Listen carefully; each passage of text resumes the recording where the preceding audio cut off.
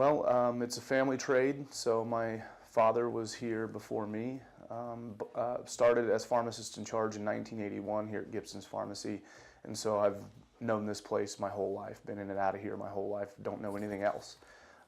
It wasn't immediately apparent to me that I wanted to go into pharmacy, but after getting in, starting college at the University of Kansas and kind of delving into some of the coursework, that's kind of, after the first year, that's where I decided I wanted to go. And then I came home immediately after graduation in 2009 and worked as a staff pharmacist under my dad, under kind of his wing, and doing a lot of the management stuff over the period of time until my wife, Kristen, and I bought the store in July of 2015.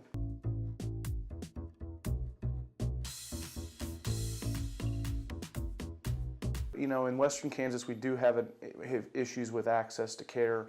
Not in Dodge City, not particularly access to pharmacy, but access to specialty care. Our patients really struggle to get specialty care out in this area. They have to travel quite a distance to do that. So those are things we don't see so much of out here. But other than that, we're doing, even just being out here rural, we're doing some really, really innovative things, all-inclusive sync program, adherence packaging through, we have a SynMed, and we use disc bill packaging. So we're doing some innovative things here, trying to keep up with what's going on in the rest of the world.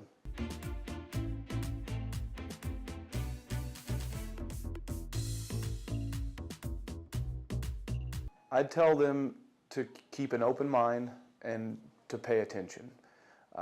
Soak up everything you can, because you never know when you might use something, and I'd tell them to diversify in their experience as well. I had experiences outside of independent pharmacy that I really liked, and I considered those, and this is where I ended up because it was a good decision for us and our family, and we feel like our community as well. But I'd just say diversify and keep an open mind and try look out for as many new opportunities as you possibly could.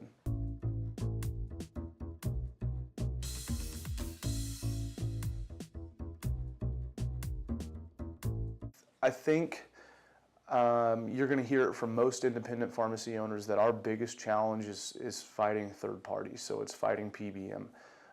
Some of the predatory things they're doing to us today are not exciting in any way, shape, or form. And I would say it's the most frustrating thing for me inside the store is we can deliver superior care, and we're happy with the way things flow and move here, and then we get a contract that shows up on our desk and it can really ruin your week. So, or just things like that. That's our hard part. We're trying to work pretty heavily with legislation to get those things under control. But I would say that is our number one challenge. It's the one real frustrating thing in independent pharmacy right now is battling third party, battling the PBMs to get things to move forward with, the way they should, in the patient's best interest rather than in the PBM's best interest.